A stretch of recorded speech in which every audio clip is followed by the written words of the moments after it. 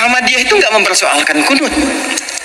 Saya belum pernah temukan ada orang Muhammadiyah di majelis tarji menfatwakan kunut bid'ah, tak ada.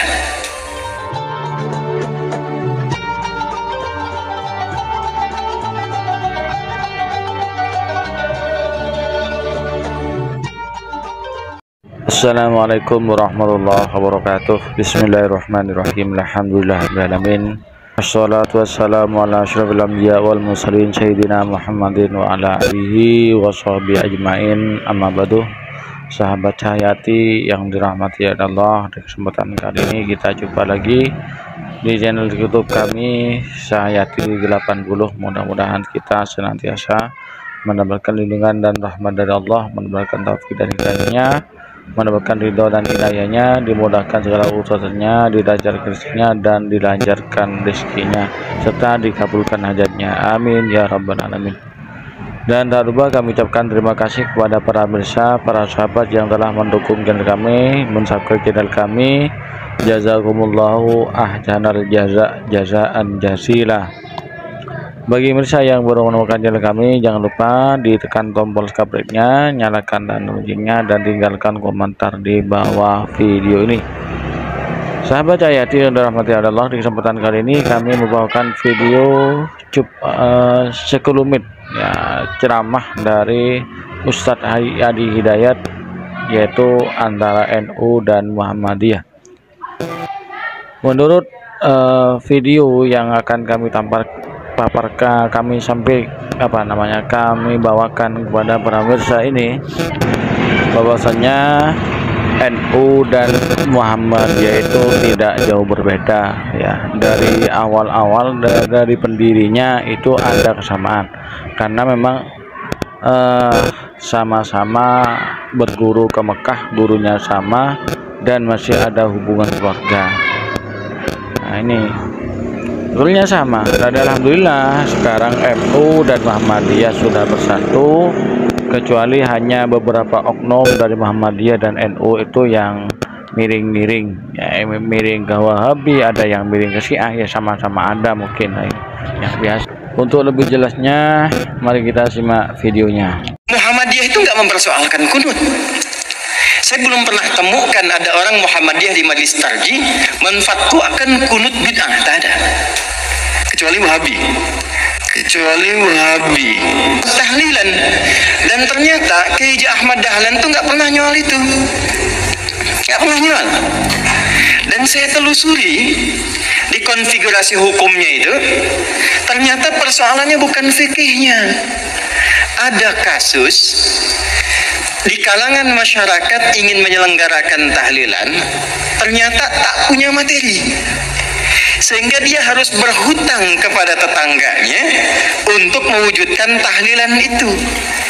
Lalu saya bermula kembali melihat, ternyata dulu hubungan Kiai Dahlan dengan Kiai Haji Muhammad Hashimin Asy'ari Hadratus Syekh itu tak ada masalah di fikih, di akidah pun tak ada masalah. Problemnya muncul kemudian karena ada irisan-irisan yang sesungguhnya tak ada kaitan langsung dengan fikih. Saya ambil contoh begini misalnya, masalah tahlilan tadi. Kan bedanya NU dengan Muhammadiyah cuma di harokat saja kan. Tadi saya katakan sebetulnya saya riset. Di fikih ini tidak jauh Pak, Bu. Tahlilan misalnya, bedanya NU Muhammadiyah kan cuma harokat ya.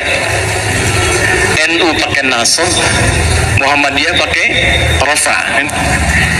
Muhammadiyah jadikan isim, NU menjadikan masdar. Halala yuhallilu tahlilan. Nasab harakatnya fathah. Orang Arab itu kan kalau bilang nasaba, dia katakan nasaba rajulu asahu alal ardi. Orang Arab tancapkan tongkatnya dengan kuat sehingga tak goyah.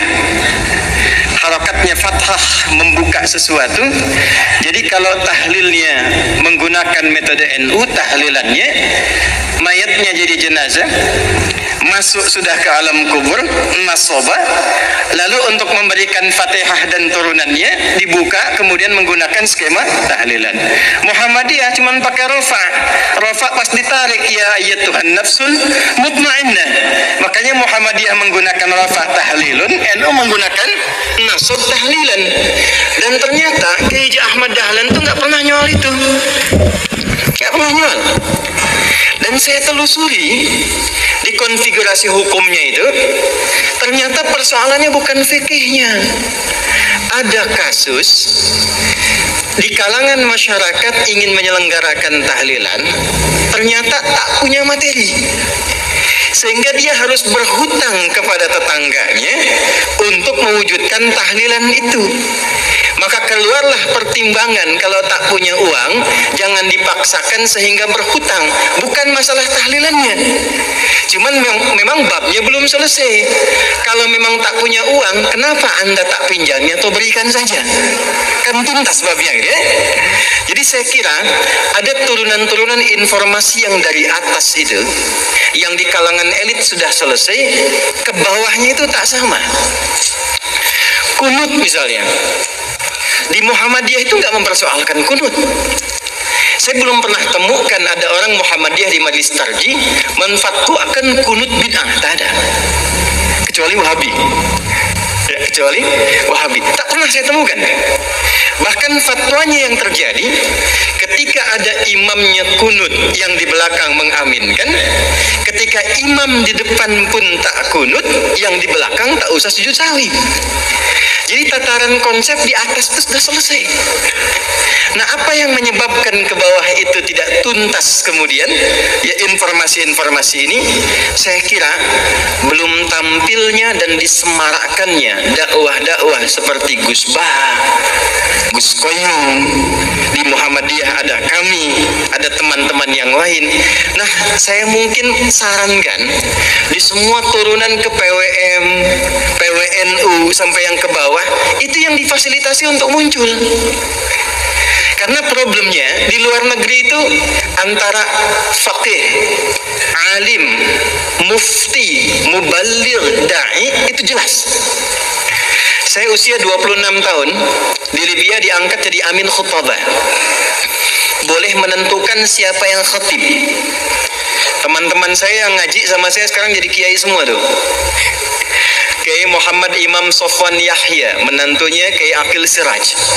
Itu teman seangkatan saya di Tripoli, ngaji bahasanya dengan saya. Kiai Nurul A'la, Pati. Kemudian ada lagi Kiai Anas Mas'udi, Kiai Muhammad Syamsuddin yang di Madura, yang duduknya kemarin dengan Gus Kautsar di Muktamar Satu Abad NU. Kemudian ada Kiai lagi yang dari Pati, Solah Ulaya. Kemudian ada lagi Tian Kamaludin. Itu teman-teman kita pulang dari Tripoli, kita satu generasi membangun kesepahaman. Itu kalau dakwah semua sampai.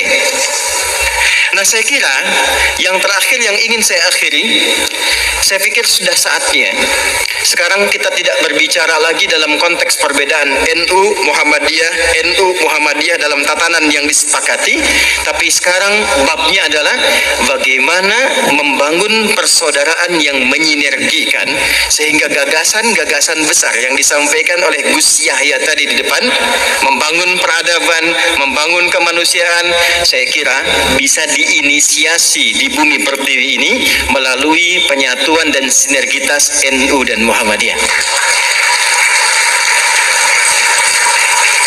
Ya, tentu nggak akan sama semuanya.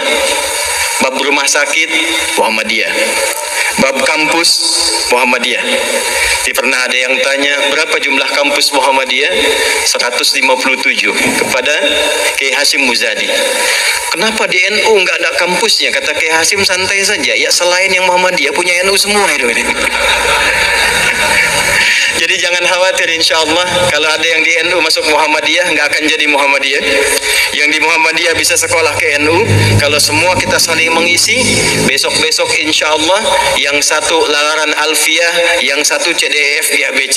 Yang ini kalamun lafdun mufidun kastaqim wasmun wa fi'lun thumma harfunil kalim wahiduhu kalimatun wal qawlu am wa kalimatun biha kalamun qad yu'am bil jarri wat tanwini wan nida wa al mustadin lismi tamizun hasal bita fa'alti atat wa ya if'ali wa nunik balanna ismun yamjali. Yang ini CDF GABC GABC DF G DF G ABC D ABC D F G A F G A ABC D E ABC D F G A B F G A B C D I S F C A S B I S B ya lal watan ya lal watan ya lal watan hubbul watan minal iman wala takum minal hirman inhadu ahlal watan. Itu rumusnya pakai rumus rojaz. Mustaf'ilun mustaf'ilun mustaf'ilun mustaf'ilun mustaf'ilun mustaf'ilun. Itu 16 rumus di bahar, Pak. Al-Asma'i ngambil itu jadi sautus sofiyil bulbuli hayyaja qalbi thamili al-ma'u wa zahru ma zahri lahdul muqali. Ditarik oleh Kiai Haji Wahab Hasbullah jadi yalwatan. Yang ingin saya katakan, betapa hebatnya orang tua kita dulu, bukan hanya pakar di bidang fikih, pakar di bidang tata negara, tapi juga pakar di bidang bahasa. Di semua aspek spektrum keilmuan bisa diterjemahkan dalam konteks aplikasi kehidupan. Bapak Ibu sahabat Cahayati yang dirahmati Allah, demikianlah video yang kami bawakan pada kesempatan kali ini. Mudah-mudahan bermanfaat bagi kita bersama, dan mudah-mudahan ketua ormas Islam terbesar ini menjadi pilar, menjadi gawang dari penjaga penjaga atau dan pengawal keutuhan NKRI.